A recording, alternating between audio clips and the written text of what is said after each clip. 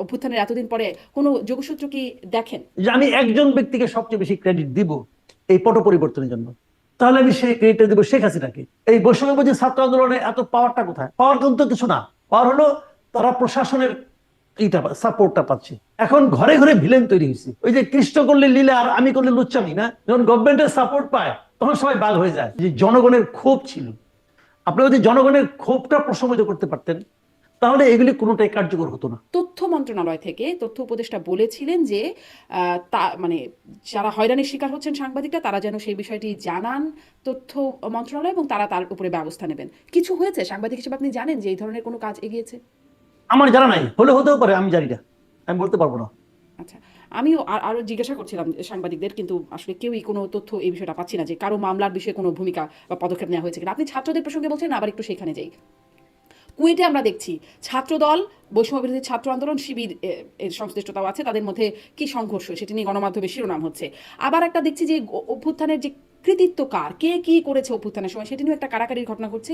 সামাজিক যোগাযোগ মাধ্যমে বেশ বেশ আলোচনা হচ্ছে, কে কি দিল, কে পানি দিল, কে লাঠি দিল, জিআই পাইপ দিল, এই নিয়ে নানান রকম কৃতিত্ব দাবি করা হচ্ছে।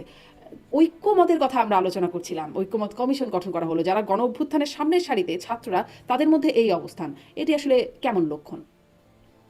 এটা এটা খুব স্বাভাবিক ঘটনা, এরকম ঘটতে থাকবে। শুনেন, যাদের যাদের মারামারি হলো, এই ছাত্র দল বলেন, ছাত্র আপনার বামপন্থীরা বলেন, অথবা আপনার শিবির বলেন, অথবা ছাত্র শক্তি বলেন, বৈষম্য বুঝি ছাত্র আন্দোলন বলতে তো কিছু নাই রে ভাই। এখানে তো ছাত্র শক্তি লোকজন ছিল, এবং এই সবাই মিলে ছিল বৈষম্য বুঝি ছাত্র আন্দোলন। এখন বৈষম্য বুঝি ছাত্র আন্দোলন গুলি এক হয়ে গেছে, তারা আমরা কয়েকজন, এবং তারা পুরো ক্রেডিটটা নেওয়ার চেষ্টা করছে। এই যে ক্রেডিট নেওয়ার প্রতিযোগিতা, এটা সামনের দিনগুলিতে আপনি আরো স্পষ্ট দেখতে পাবেন।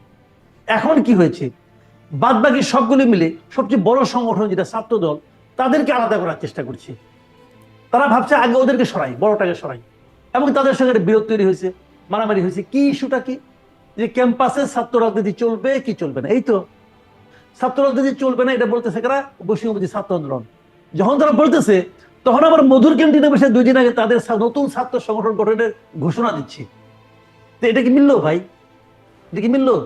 মানে তুমি করতে পারবে না, আমি করব, মানে ওই যে কৃষ্ণ করলে লীলা আর আমি করলে লুচ্চামি না, এটা হইলো রে ভাই? এটা তো হয় না। তো তারা তো তাই করতেছে। আচ্ছা ঠিক আছে, এটা কেন হচ্ছে জানেন? সামনে নির্বাচন।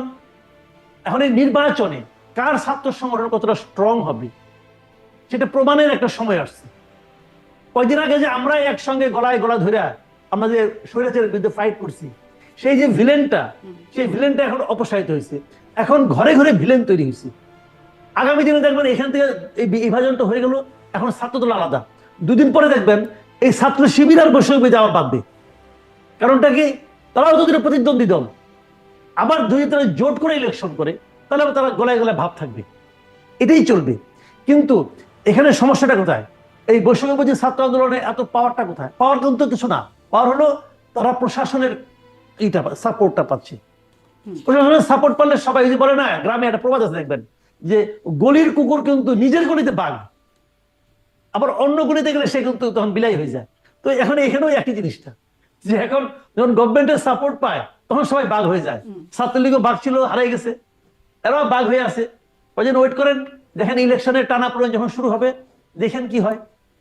জি, মানে নির্বাচন পর্যন্ত দেখতে হবে। আপনি যে শুরুতে একটা কথা বলছেন, যেই লাউ সেই কদু, ছাত্ররাও কি সেই দিকে চলে যাচ্ছে কিনা, মানে সেই অবস্থান তো মনে হচ্ছে। একটা জায়গায় একটু প্রশ্ন করতে চাই, অভ্যুত্থানে যারা আসলে যে ক্রেডিট নিয়ে আমি কথা বলতে শুরু করলাম, যে কৃতিত্ব নিয়ে কারাকারি চলছে একটা, কিছুদিন আগে সাবেক মার্কিন কর্মকর্তা, স্টেট ডিপার্টমেন্টের কর্মকর্তা মাইক বেঞ্চ, তিনি বলছেন যে দেশে দেশে যে রেজিম পরিবর্তন হয় সেখানে যুক্তরাষ্ট্র কাজ করে, এবং বাংলাদেশেও সেই কাজ করেছে, বাংলাদেশের অভ্যন্তরীণ রাজনীতিতে হস্তক্ষেপ করেছে, মিডিয়া, সামাজিক যোগাযোগ মাধ্যম এবং বিরোধী দলের মুভমেন্টে ফান্ডিং করার মাধ্যমে তারা এই কাজগুলো করে, এটি মাইক বেঞ্চ বলছেন।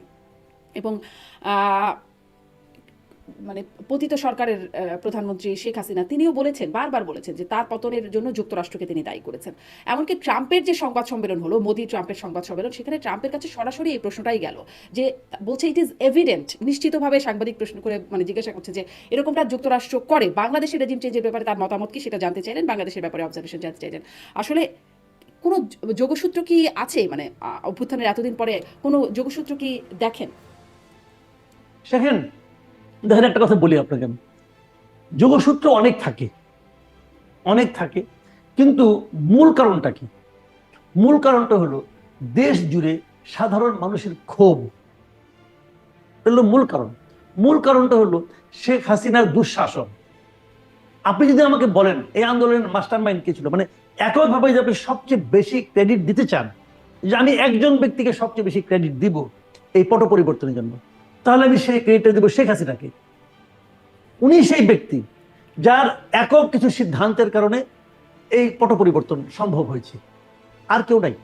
আর সবারই সমান দায়িত্ব ছিল, সবাই সমানভাবে রাখছে।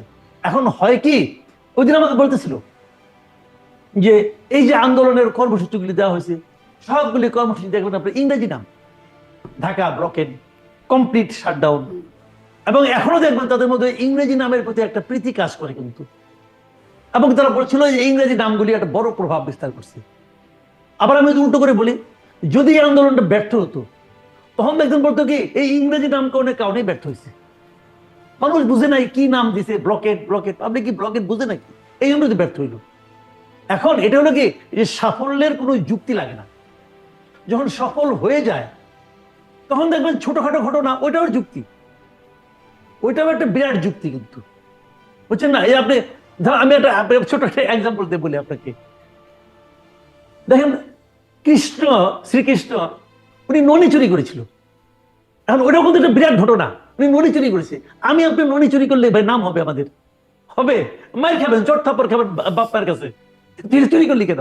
কিন্তু যেহেতু কৃষ্ণ করেছে, অতএব ওটা খুব একটা বিরাট ঘটনা, কিন্তু উনি ননি চুরি করেছে। তো এখন এখানেও ঘটনাগুলো এভাবে ঘটে, যে ঘটনা ঘটে গেছে, এখন এই ঘটনার ক্রেডিট, এই ঘটনার সাফল্যের কারণ কত রকম যে হবে, এটা কোনো শেষ নাই। সামান্য ছোটখাটো পদক্ষেপে দেখবেন এটা বিরাট ঘটনা। তো এই জন্য বললাম যে সাফল্যের কোনো ব্যাখ্যা লাগে না। কিন্তু এটাকে তো সাফল্য হিসেবে যুক্তরাষ্ট্র তো, যেমন ট্রাম্প খুব স্বাভাবিকভাবে অস্বীকার করেছেন যে না, ডিপ স্টেটের কোনো ভূমিকা নেই বা যুক্তরাষ্ট্রের কোনো ভূমিকা নেই। ট্রাম্প তো ততটুকু অস্বীকার করেন, ট্রাম্পের যে ফর্মুলা, ট্রাম্প তো ততটুকু অস্বীকার করবেন। ডিপ স্টেট এটাকে কোনো গভর্নমেন্ট স্বীকার করবে? একদমই না। ডিপ স্টেট স্বীকার করবে কেন? কেন করবে? বুঝছেন না? এইগুলোই তো হয় ভাই আমাদের সোসাইটিতে। অনেক সময় দেখবেন আপনি যে 3.5 বছর ধরে প্রেম করেছে, তারপর বিয়ে করছে, পরে বলে কি যে আমি তো চিনতাম না, বাবা মা পছন্দ করে বিয়ে করেছে, বলে কিন্তু রে ভাই। তো ডিপ স্টেট আর কি, ডিপ স্টেটের মাধ্যমে সম্পর্ক ছিল, পরে আমি কিছু জানি না, আমার বাবা মা করেছে। তো এইটা এরকম। তো ডিপ স্টেটের ঘটনা কিছু শুনেন, শেখ হাসিনা তো একটা প্রাইম মিনিস্টার ছিলেন, তাই না? ওনার তো অনেক ধরেন আপনার গোয়েন্দা বাহিনী ছিল, ওনার অনেক কিছু ছিল। উনি জাতীয় সংসদে দাঁড়িয়ে বলেছেন যে আমেরিকা আমাকে ফেলে দিতে চায়, বলেছেন তো ভাই। একটা দেশের প্রাইম মিনিস্টার বলেছেন, বিবিসি কে ইন্টারভিউ দিতে দিয়ে সরাসরি বলেছেন আমেরিকা আমাকে ফেলে দিতে চায়, বলেছেন তো। তো উনি কি কিছুই বুঝেন নাই? হাওয়ার উপর বলেছেন? এটা হয় না, কিছু না কিছু বুঝেছেন, নানাভাবেই অনেক ঘটনা ঘটেছে, চাপ এসেছে, বলেছেন। কাজে ডিপ স্টেট এটা তো আর এই শব্দগুলো তো আজগুবি না, এমন তো না এই শব্দগুলি পৃথিবীতে কেউ কখনো শুনে নাই, হঠাৎ করে হয়ে গেল, তা তো না রে ভাই। এর তো প্রয়োগ আছে। যেমন পাকিস্তানে ইমরান খানের পতন কেন ঘটলো?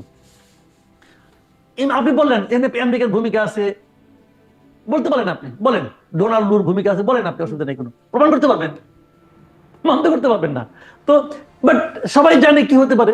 তো এরকম এখানেও ঘটেছে, কিন্তু কেউ কি স্বীকার করবে? আমেরিকা স্বীকার করছে পাকিস্তানের ঘটনাটা? স্বীকার তো করে নাই, এটা কেউ স্বীকার করে না। কাজেই কিছুর আগে অনেক কিছুই ছিল, বাট মূল ঘটনা হলো যে জনগণের ক্ষোভ ছিল। আপনি যদি জনগণের ক্ষোভটা প্রশমিত করতে পারতেন, তাহলে এগুলি কোনোটাই কার্যকর হতো না। জনগণের ক্ষোভ ছিল, অন্যান্যগুলি সাইড হিসাবে কাজ করছে।